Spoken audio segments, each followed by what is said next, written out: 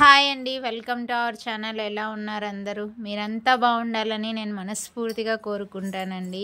ఈరోజు నేను పాలకూరతో పప్పు ఎలా చేసుకోవాలో వీడియోలో చూపిస్తానండి. దానికంటే ముందు పాలకూరలో చాలా పోషకాలు ఉన్నాయన్నమాట.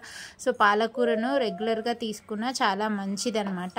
ఐరన్ తక్కువ ఉన్న వాళ్ళు తీసుకుంటే చాలా మంచిది. అలాగే ఫోలిక్ కూడా ఉంటుంది పాలకూరలో. ఐరన్ ఉంటుంది కాబట్టి హిమోగ్లోబిన్ లెవెల్స్ పెరుగుతాయి అన్నమాట పాలకూర తీసుకుంటే. సో ఈ పాలకూరని ఫస్ట్ ఇంత చూడండి, ఫ్రెష్గా ఉంది కదా, అయినా సరే మనము కొద్దిగా ఉప్పు వేసుకొని నీళ్ళల్లో నానబెట్టుకోవాలి అన్నమాట. ఎందుకంటే ఏమైనా కెమికల్స్ అవి ఉన్నా కూడా పోతాయి అన్నమాట ఆకుకూర మీద.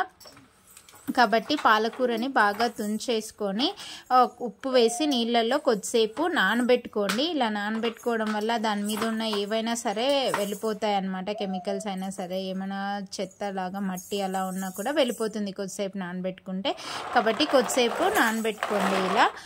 సో ఒక 15 మినిట్స్ అలా నానబెట్టుకోండి. తర్వాత పప్పు కోసము 1 కప్పు నేను ఇక్కడ కందిబ్యాళ్ళు తీసుకుంటున్నాను అనమాట. ఈ 1 కప్పు కందిబ్యాళ్ళని బాగా తీసుకొని 1 కప్పు కందిబ్యాళ్ళని కుక్కర్లో వేసుకొని బాగా కడుక్కోవాలండి. నీళ్ళతో కడుక్కొని మన తర్వాత దాంట్లోకి పప్పులో కావాల్సినవన్నీ వేసుకుంటాం అనమాట. సో బాగా కడుక్కొని కందిబ్యాళ్ళు, ఇందులోకి మనము పాలకూర ఆల్రెడీ నానబెట్టాము కదా, దాన్ని తీసి బాగా మళ్ళీ ఒకసారి కడిగేసి ముక్కలుగా కట్ చేసుకోండి. కొంచెం చిన్న చిన్న ముక్కలుగా పాలకూరని, లేదు అంటే మీరు చేత్తో అయినా తుంచి వేసుకోవచ్చు అనమాట.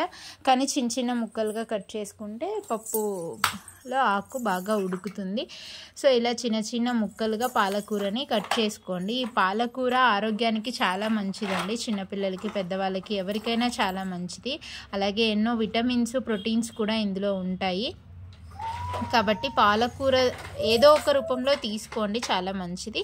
పప్పు ఎక్కువగా చేసుకుంటారు. సో నేను ఇక్కడ పాలకూర పప్పు చేస్తున్నాను అనమాట. ఈ పాలాకుని బాగా ముక్కలుగా కట్ చేసాం కదా, సో ఆ ముక్కలు కట్ చేసుకున్న ఆకుని తీసుకోండి. దాని తర్వాత ఇలా టమోటా, ఎర్రగడ్డ, పచ్చిమిరపకాయ అన్నమాట. టమోటా, ఎర్రగడ్డ, పచ్చిమిరపకాయ కూడా మనము ముక్కలుగా కట్ చేసుకొని వేసుకోవాలి అన్నమాట. ఎందుకంటే పప్పులోకి ఎర్రగడ్డ, మీరు పచ్చిమిరపకాయలైనా తీసుకోవచ్చు, లేదా ఎండుమిరపకాయలైనా తీసుకోవచ్చు. నేను ఇక్కడ పచ్చిమిరపకాయలు తీసుకున్నాను. సో పచ్చిమిరపకాయలు, 1 ఎర్రగడ్డ కట్ చేసుకొని చిన్న ముక్కలుగా, అలాగే 1 టమోటా కూడా కట్ చేసుకొని వేసుకోవాలన్నమాట. ఇలాగే 1 టమోటా, 1 ఎర్రగడ్డ, 4 పచ్చిమిరపకాయలు తీసుకున్నాను నేను 1 కప్పు కందిపప్పుకి. సో కొద్దిగా చింతపండు తీసుకోవాలండి. నేను ఇక్కడ కొద్దిగా చింతపండు తీసుకుంటున్నాను, ఎందుకంటే ఇది కొంచెం పుల్లగా ఉంటుందన్నమాట. అలాగే కొద్దిగా కల్లుప్పు వేసుకోండి. సో ఇవన్నీ వేసుకున్న తర్వాత కొద్దిగా పసుపు వేసుకోవాలని అన్నమాట. కొద్దిగా పసుపు వేసాను నేను.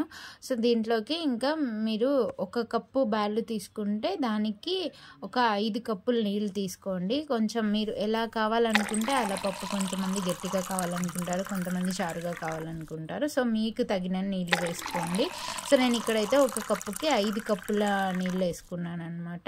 అంతా బాగా కలిపేసి కొద్దిగా ఆయిల్ వేసుకోండి, ఎందుకంటే కుక్కర్ పొంగకుండా అనమాట. కొద్దిగా 2 చుక్కల ఆయిల్ అలా వేసుకోండి. ఇంకా కుక్కర్ మూత పెట్టేసి విజిల్ పెట్టేసుకోవడమే. నేను మొన్న టిప్స్ కూడా మీకు చెప్పాను కదా కుక్కర్లో పొంగిపోకుండా. సో ఈ టిప్ ఇక్కడ బాగా యూస్ అవుతుంది అనమాట. కొద్దిగా ఆయిల్ వేసుకుంటే పప్పు పొంగదనమాట. చూడండి, బాగా ఒక 5 విజిల్ రానిచ్చుకోండి, బాగా పప్పు ఉడికిపోతుంది అనమాట. సో ఇలా బాగా ఉడికిపోయిన తర్వాత విజిల్ అలా తీసేసి మూత తీసేసి మనం పప్పు ఎనుపుకోవాలంతే.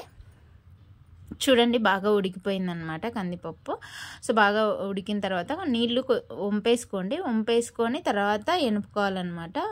ఎక్స్ట్రా ఉన్న నీళ్ళు వంచేసుకొని ఇక్కడ ఎనుపుకోవాలి. ఎనుపుకుంటున్నాను నేను, బాగా ఎనుపుకోవాలి. ఇంకా ఆ నీళ్ళు మీకు దానికి తగినట్లు నీళ్లు కావాలంటే వేసుకోవచ్చు, లేదు అంటే పక్కకు తీసేయచ్చు అనమాట. ఇక్కడ నేను ఆ నీళ్ళు కూడా కొన్ని వేస్తున్నాను అనమాట. మీకు తగిన నీళ్ళు వేసుకోండి. ఇంకా కావాలంటే కూడా కాంచేసుకోవచ్చు. ఇంకా తిరువాత వేసుకోవడమే ఈ పప్పుని. ఇంకా గోలం పెట్టేసి కొద్దిగా ఆయిల్ వేసుకోండి. తర్వాత కొద్దిగా తిరువాత గింజలు, జీలకర్ర, ఆవాలు, శనగబాయలు, మినపప్పు, ఎండుమిరపకాయలు, ఇలా అన్నీ కొద్దిగా తెల్లవాయి దంచేసుకోండి. తర్వాత ఎర్రగడ్డలు వేసుకోవాలి. ఇలా కట్ చేసుకొని సన్నగా నిలువుగా కట్ చేసుకొని వేసుకోండి. అలాగే కొద్దిగా కరివేపాకు. ఈ తిరువాతనంతా బాగా వేయించుకోవాలన్నమాట. చూడండి బాగా వేగాలి, ఎర్రగడ్డ బాగా ఎర్రగా రావాలన్నమాట. కొంచెం బ్రౌన్ కలర్లో ఇలా ఎర్రగా వచ్చిన తర్వాత మనకు బాగా తిరువాత వేగినట్లు అనమాట. ఇప్పుడు మనం పెట్టుకున్న పప్పుని వేసేయాలి ఇందులోకి. చూడండి పప్పు ఎంత బాగుందో, పాలకూర పప్పు కలర్ఫుల్గా భలే ఉంది కదా. సో కొద్దిగా పప్పు వేసి బాగా కలిపెట్టేసి తర్వాత మిగతా పప్పు అంతా వేయండి. అప్పుడు పప్పు పక్కన ఎగిరిపోకుండా ఉంటుందన్నమాట. సో పప్పు అయితే రెడీ అయిపోయింది. ఇంకా మనం పెట్టుకొని ప్లేట్లో తినడమే ఆలస్యం అనమాట. చాలా బాగుంటుందండి, కమ్మగా ఈ పప్పు చాలా కమ్మగా ఉంటుంది. చూడండి వేడి వేడి అన్నం వేసుకొని ఈ పాలకూర పప్పు వేసుకొని అందులోకి కొద్దిగా మామిడికాయ ఊరగాయ వేసుకొని తింటే భలే ఉంటుంది తెలుసా అండి, చాలా టేస్టీగా. కొన్ని మిక్చర్ కూడా నంచుకోవడానికి తీసుకున్నాము. ఇక్కడ మా ఆయన మా పండుగాడు తినడానికి చూడండి నాకని తీసుకొని తింటా ఉన్నారు. సో రెడీగా ఉన్నారు తినడానికి. ఇంకెందుకండి, ఇలా పాలకూర పప్పు కమ్మగా చేసుకొని తింటే చాలా మంచిది ఆరోగ్యానికి. ఇదండి ఈ వీడియో నచ్చినట్లయితే మీకు లైక్ చేయండి, షేర్ చేయండి.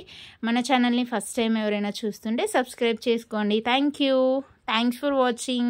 Bye bye.